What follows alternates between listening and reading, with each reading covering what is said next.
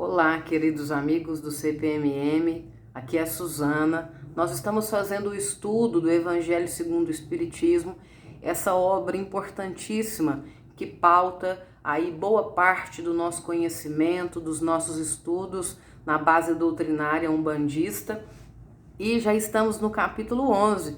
Espero que vocês estejam acompanhando os vídeos, né? Algumas pessoas comentam comigo ou comentam no próprio vídeo, o que me deixa bastante satisfeita. Hoje nós vamos falar de uma das passagens mais conhecidas do Evangelho, né?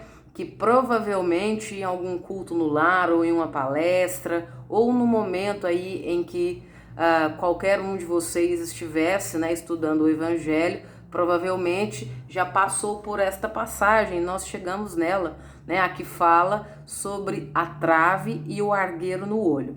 Vamos ver aqui o que é que essa passagem nos diz então. É mais uma daquelas que é impossível grifar, né, retirar só um trecho, porque é muito rica, um conhecimento muito importante. Em minha edição está na página de número 129 e diz o seguinte: porque vedes um argueiro no olho do vosso irmão, vós que não vedes uma trave no vosso olho? Ou como dizeis ao vosso irmão, deixai-me tirar um argueiro do vosso olho, vós que tendes uma trave no vosso? Hipócritas, tirai primeiramente a trave do vosso olho, e então vereis como podereis tirar o argueiro do olho do vosso irmão. Essa passagem está no Evangelho de Mateus. E é algo muito interessante quando nós pensamos este trecho aí do argueiro, né, e da trave no olho. Nada mais é do que o julgamento que nós empreendemos sobre as outras pessoas. Eu acredito que qualquer um de nós, em determinado momento de nossa vida, passou por um período, né, ou passa todos os dias aí com essa percepção de que está julgando o outro. Né? Nós temos uma facilidade muito grande em apontar defeitos, né? Em repreender um comportamento alheio, em perceber se o outro está agindo de uma forma que nós não consideramos adequada.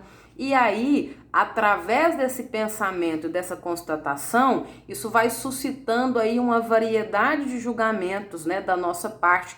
Ah, mas fulano não está certo fazendo dessa forma. Né? Nós esquecemos, na maioria das vezes, que a cada pessoa foi concedida o livre-arbítrio. E nessa concessão, ela não foi feita por nós, ela foi feita por nosso Pai Maior.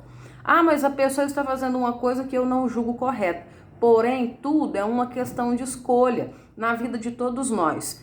Ah, eu vou ver o meu amigo fazendo alguma coisa de errada e não vou alertá-lo? É evidente que você vai, mas alertar, dialogar, conversar, mostrar que existe uma perspectiva diferente é muito contrário do que simplesmente dizer que a pessoa está errada e não trazer nada de construtivo ou nenhum apontamento para que ela possa melhorar o seu comportamento. O Descartes, o grande filósofo francês René Descartes, tem uma frase que diz o seguinte, que não existe crítica construtiva, toda crítica destrói, mas não no sentido de que toda crítica é ruim, ela destrói um comportamento, né, ainda que ele seja nocivo, né, que a pessoa careça de melhoramentos, vai destruir aquilo ali para que algo novo possa acontecer.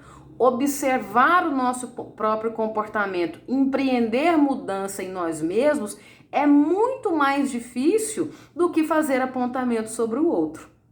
E talvez essa grande facilidade, né, isso eu digo por experiência própria, essa grande facilidade, né, de julgar o outro ou de apontá-lo, seja porque nós padecemos das mesmas falhas. Né? Nós temos a mesma dificuldade e talvez não possamos aí, se não houver um afastamento. Aristóteles também, o grego, né? Aristóteles de Estágira, dizia em sua filosofia que só é possível o autoconhecimento quando nós nos afastamos de nós mesmos, né? Como se fôssemos uma ilha.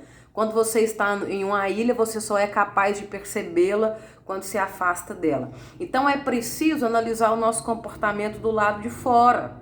Se eu fosse uma pessoa avaliando a minha conduta com, né, o mesmo peso, com esta mesma trave, né, e esse argueiro no olho aqui, como é dito no Evangelho, como é falado aqui, Será que eu usaria, né, de uma jurisprudência aí, de uma força, né, tão veemente para poder me julgar? Ou será que eu seria mais brando?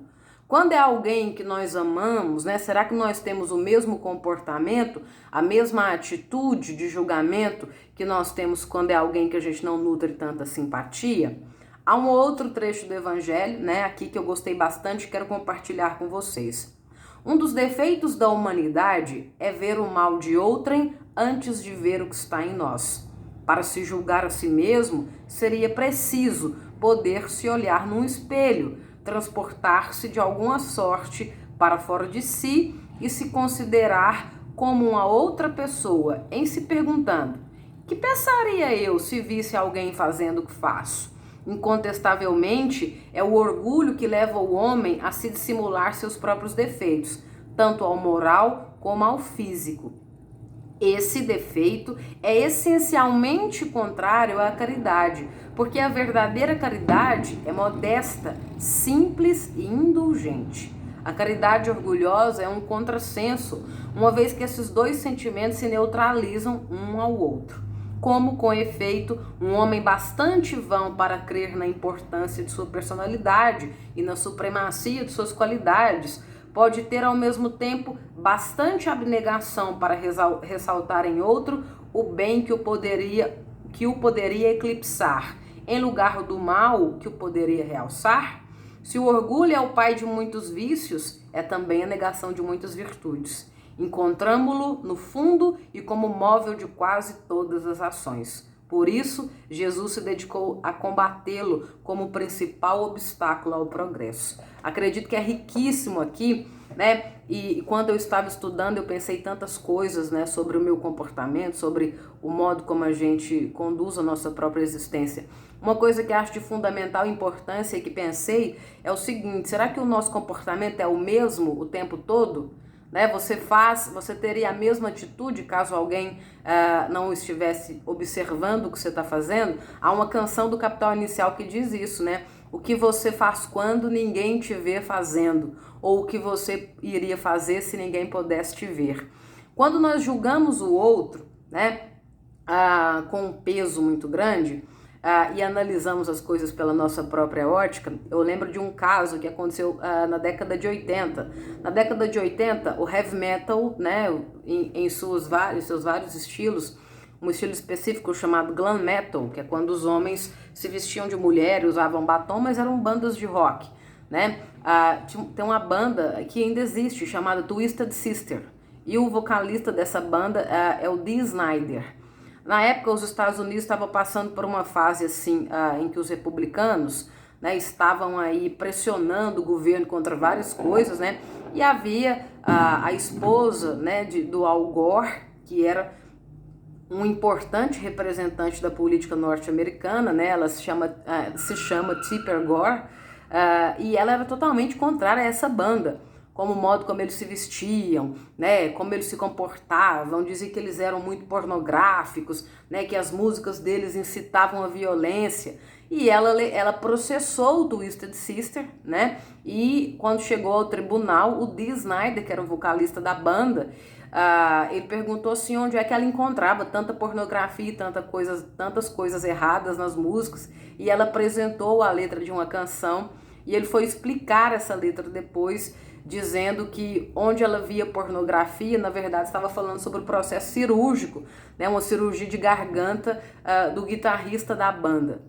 O que isso quer dizer para nós? Às vezes nós estamos tão contaminados pela negatividade, pelo orgulho, pela ira, pela luxúria, né, pela inveja, pela total falta de empatia pelo outro, que esse mal-estar que a gente carrega, nós achamos que todas as pessoas, todos o carregam, e isso não é verdade.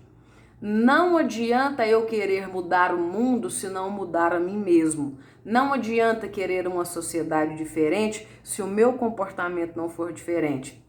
Domingo agora, né, dia 15, nós teremos o processo eleitoral e certamente, né, muitas das pessoas que nós já vimos aí, às vezes N vezes na televisão, né, ou nos jornais, nos meios de comunicação, por serem corruptas ou por não terem uma conduta bacana, provavelmente, né, podem até ser eleitas de novo aí nesse pleito eleitoral que nós vamos ter.